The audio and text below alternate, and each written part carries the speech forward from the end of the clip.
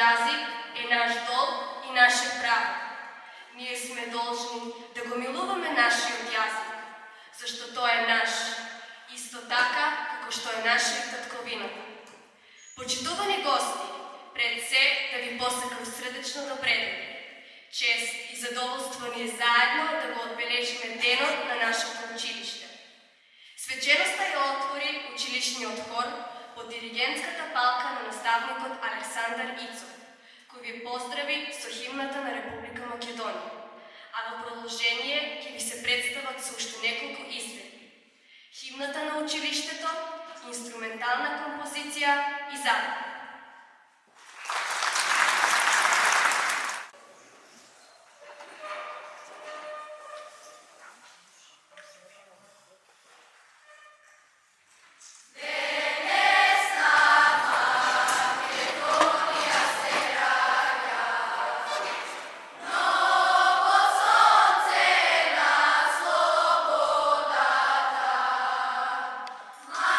Македонците се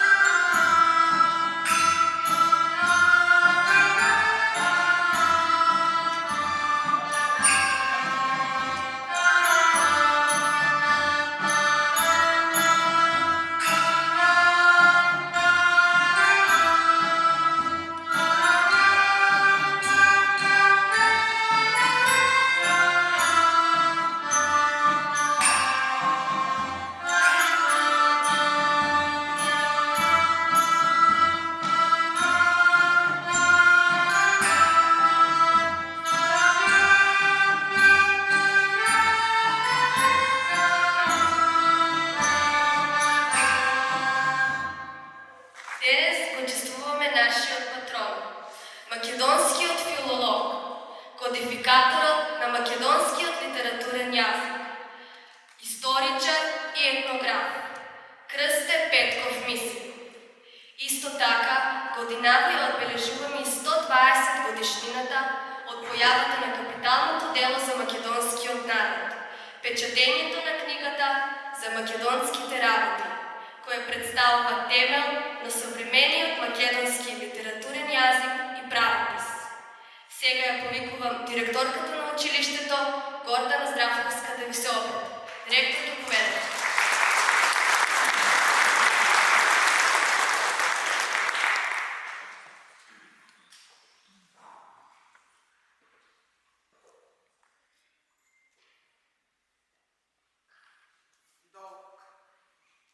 И обврска е на секој македонец да го чува и негува нашиот јазик. Оти тој е наш и ни е аманат од предците. Почитувани присутни, почитуван градоначалник на општина Радовиш, господине Ацо Ристов, почитувана просветна инспекторка Манолева Петрова, почитувани гости од нашето зборатимено училиште од Марковац Велика Плана, почитувани и драги родители, ученици, наставници. Дозволете во името на сите вработени во Крсте Петков Мисирков да ви посакам добре дојде на нашата свечена академија. Со академијата вечерва и со спортските надпревари утре, ние го заокружуваме овогодинешното чествување по повод роденденот на нашиот патрон, великиот Крсте Петков Мисирков. Почитувани, оваа година славиме 149 години од раѓањето на Мисирков и 120 години од извикувањето од печат на култната книга за македонските работи. Книга која го омеги македонскиот јазик како постигно го трасираше патот како посебен јазик со своји специфики и обележја во семејството на словенските јазици. Јазик кој е единствен и уникатен, чија основа е централното говорно подрачје на Македонија. Ако се водиме од максимата «Номен est omen», што значи името е знак, тогаш со право ќе кажеме дека не случајно нашето училиште го носи името на Мисирков. Мисирков е големата фигура на 20-тиот век во македонскиот јазик. Основното општинско училиште Крсте Петков Мисирков е трето по големина училиште во Македонија. Училиште со богата традиција и светла иднина. Училиште во кое многу генерации ученици ги стекнаа своите први знаења, ја почувствуваа магијата на успех и продолжија понатаму да се градат како личности, кои достојно не представуваат како во нашата држава, така и надвор од неа. За нас како образовна институција, најдобро зборуваат резултатите на нашите ученици. Горди сме на секој успех.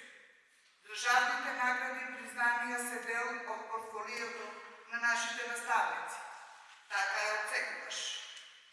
Нашата визија е нашето училиште да биде померка на секој ученик, каде знаењето, успехот и мотивацијата ќе се на прво место. Почитувани, на крај дозволете ми да го искажам моето лично задоволство, што вечерва ми се обраќа, бидејќи навистина е чест да се биде лице на училиште во кое наставниците имаат една и единствена цел, а тоа е успехот на нашите ученици. Ви благодарам. Во чест на нашиот патрон, учениците од 9-то одделение од нашето училиште, под менторство на наставничката Лина Тодоров и наставникот Томе Постолов, подготвија сценски приказ насловен «Јас, Мисирков». Ви посакуваме пријатна вечер.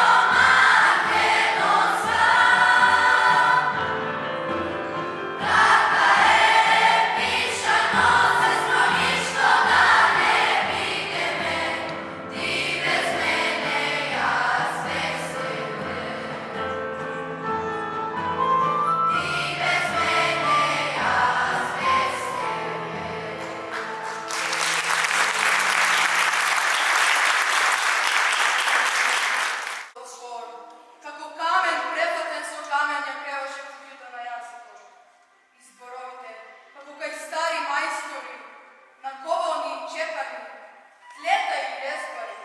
Сликари, цитари и малтерчи ко сега мене ти ја преполнуваа душата со глас. Стара песна на зборот народа.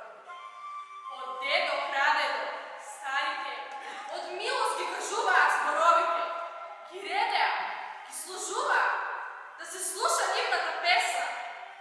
Се делкаа зборовите, како камења под блето, историја цела на јазикот. Дека сме народ и нација, патот да ни се знае и зборот наш да биде, пред подбрежи, терени по Беласица. Твоето срце го рамнеше со срцето на зборот, со татковината, се воедно срце беше, и затоа не сакаше да запре. Подираше како камбана и го будеше зборот и јодот на срцето од зборот. Меѓу јавето и сонот, недосонет сон, незатворен круг со татковината и срцето на зборот. Пат послан со трње од постол до гроб. Ти, што секој збор на кантор постави, да измериш тежината на нацијата. Ти, што зборот македонец го стави над се. Ти, што рече, татковината е таму каде што сум се родил и каде што јас треба да си ги оставам коските. Него да оде патов на туко, никаде не те пречека, аз сум чаша вино. И ми ги остави коските од сонце и небо сино. И не ти беше судено така. Се разневиде и кебенцето, и патното дрвено куферче, во кое секогаш Македонија цела ја носеше дома. Преселбите под туѓо име и сега болат ко некогаш тебе. Болат и само за толку од прстенот не се затвори кругот. Пат послан со трње од постол до гроб. Тој ден од јули, тишината, по тебе го корнеше Софискиот плочник, како ноќ до срце. А ето, каде е татковината, на дофат, на еден поглед. Не ти беше судено така, не. Коските ти останаа најдалеко од татковината. Царува, умрува. Недосонет сон, незатворен круг, неисповедаванет пред нас и по смртта твоја стои отворен круг.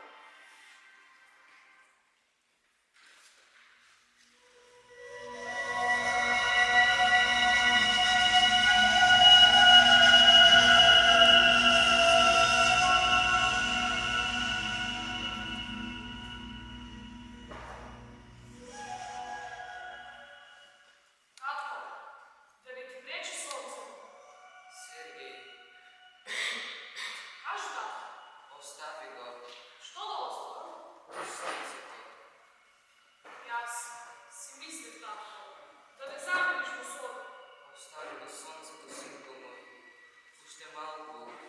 Јас си мислив татко. Остави го сонцето.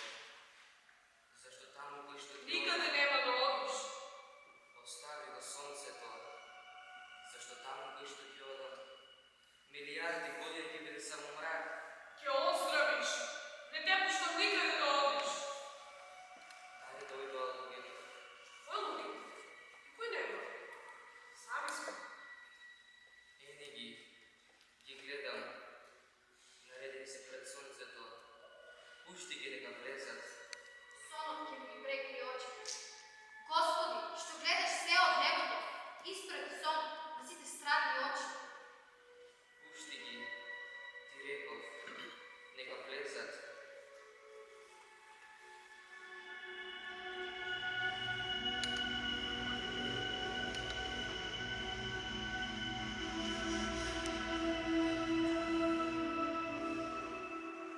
Магла. Езеро. Вириште. Море. Тие се знаците на рожниците мои. Тоа утро, сонот на буната птица ми ја расветли и Ничевадарската рамнина, покриена со мириснива магла. Тој мирис ме погаѓа, а моите рожници светлината ја пакнуваа до Севишниот безкрај. Било тоа студен ноемвриски ден,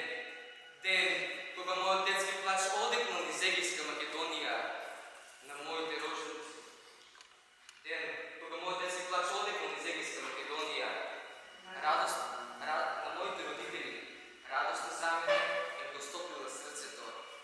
Ох, утрите тие се радувале на рожбата, заборавайки дека брашното и водата им биле и рушек и вечера. Мајчините солзи ми давале топлина, паѓајќи врз мене, додека в преградки ме хранела и повивала. Ти е? Синко Сергей, каде е мајка ти? Сега ти дојде. Само што да слуха. Те молам, оди ми на чаша вода. Што го преналяе на средната сестра?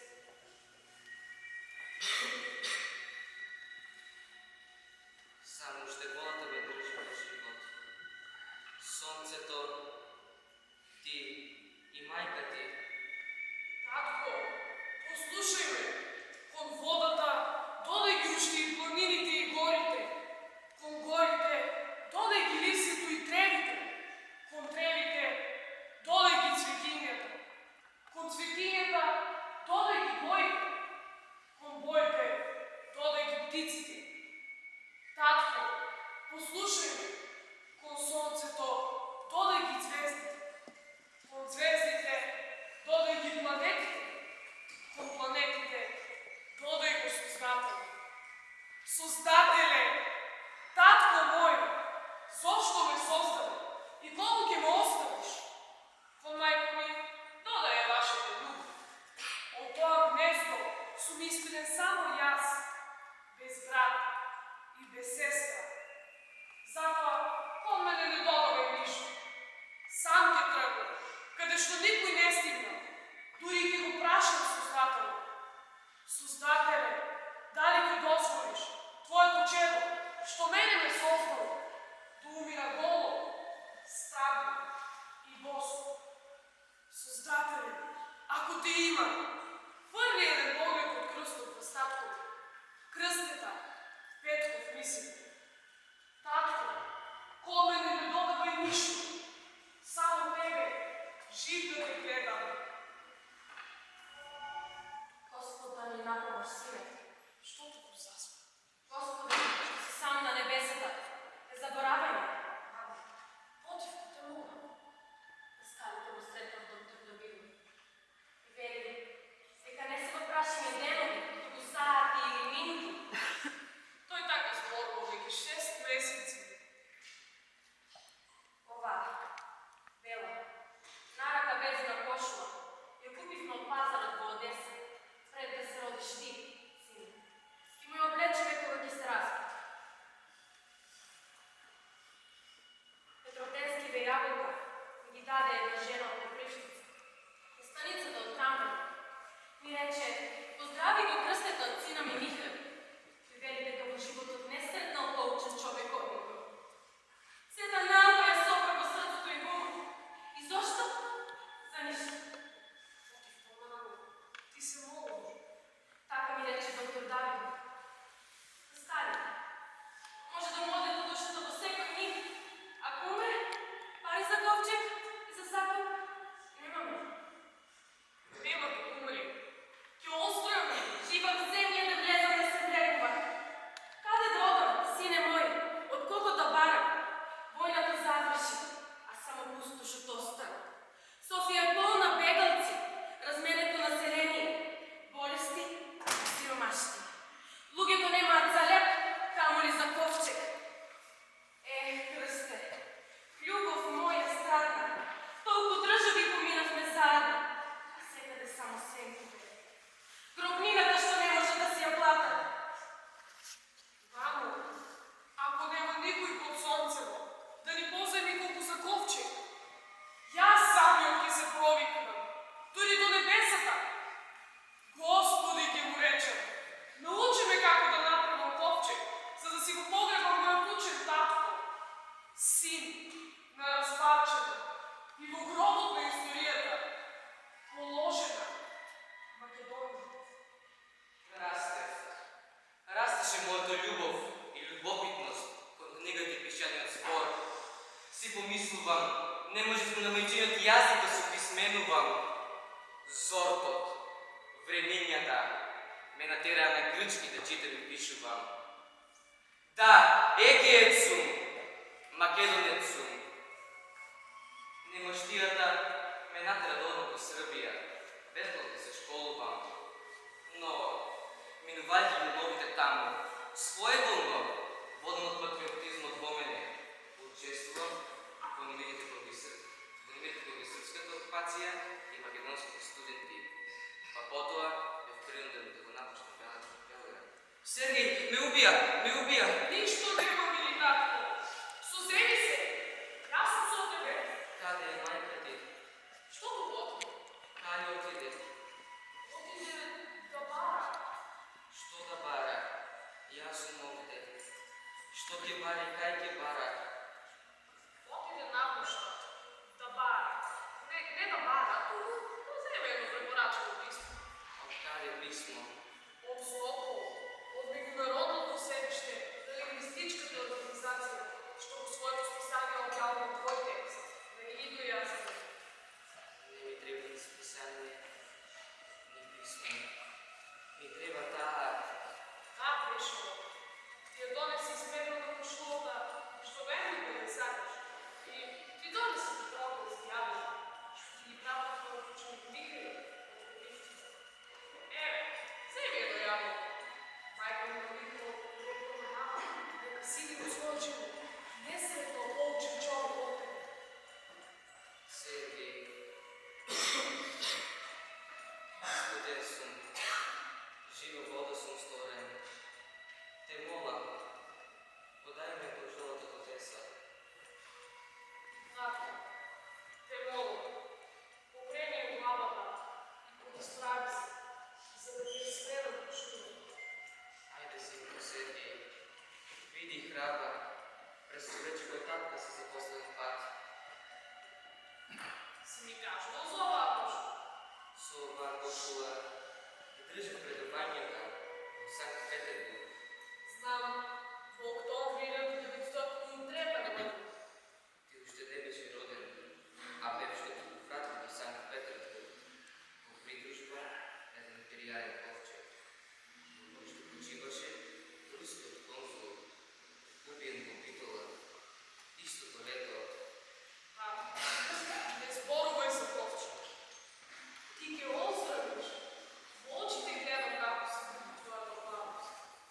Ти ќе ја победиш болеста. Ќе речеш, ништо не е на кошула, кога го добира смртното тело на нашиот живот, а во неа е запишено се. Ох, татко.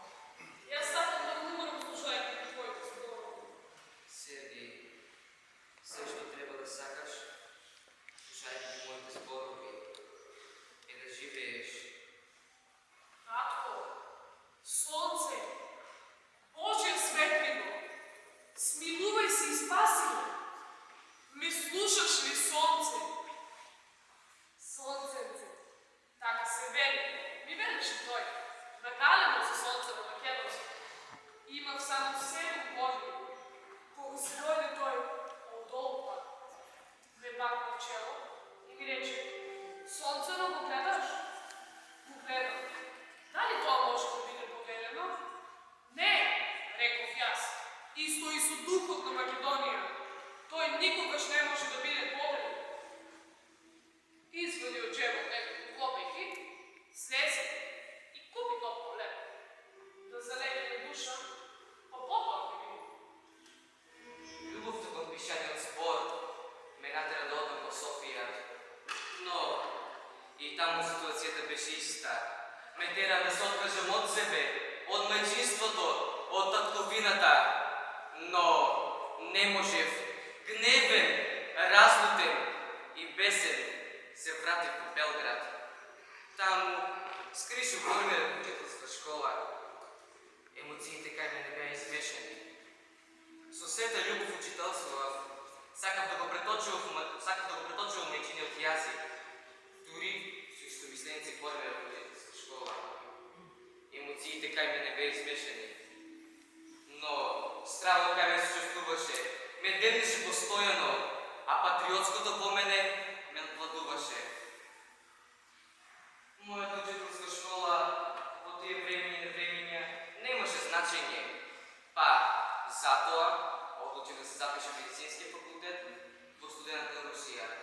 Елем, доктор ќе бидам. Додека студирав таму, многу работев, се борев со секого да го докажам македонскиот јазик, да ја представам македонската култура. Таму, во Софија, дипломирав и го објавив своето списание Вардар, кое што беше објавено само еднаш. Со голема љубов работев во Битола, сакав да го описнам народот, да создадам учителска школа, да го негувам македонскиот јазик. Поттикнат од сето тоа, заминав во Софија и отпечатив за македонските работи. Но таму патот беше над мене, ми откупил книгата, дури ми беше изгорена, пепел сторена, а толку јасно, прецизно, конкретно напишав. Ох, луѓе, напишав, многу напишав, ама бев прогонет, омаловажуван и недослушан. Оставив, многу ви оставив, дела, книги, трудови, животот ви го посветив. Госпоѓо Бисеркова, зошто седите на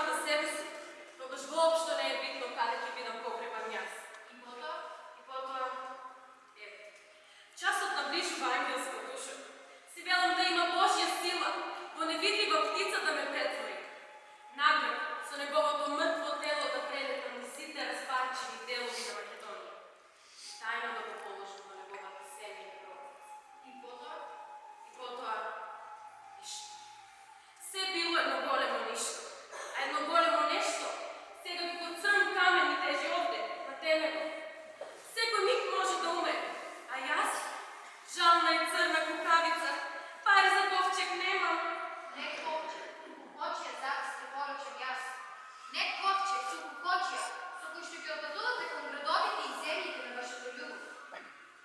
Не ковчег, туку кукоќија ви се молам. Ангелска душо моја. Господјо, ништо не е невозможно за Господа. Верувајте ми.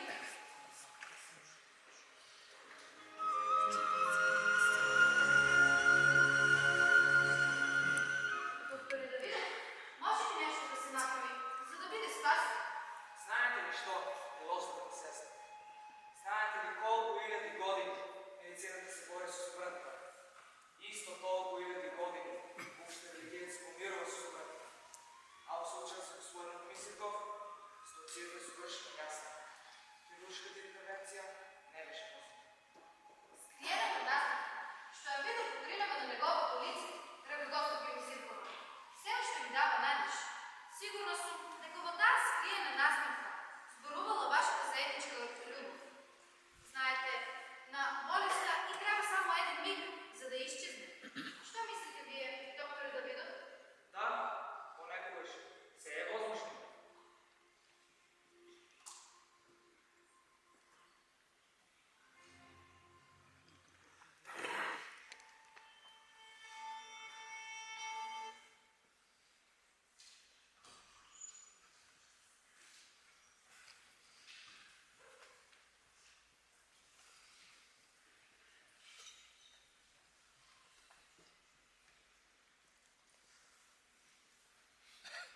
Бог да го прости, Христе, Петко. Татко Христе, Христе, љубаве мој, нема пари за ковчег. Умре професор. Несете во мојата татковина. Мојот густ поход е дел од извориштето на овековечените мисли. Дека јазикот на еден народ е непресушен извор на животот. Магистралниот пат ги нацрта моите рожници, иако во мигов се покрие со црна земја, која не е напоена од неговите сочни корења. Дали ме свативте? Тоа ви е мојот завет.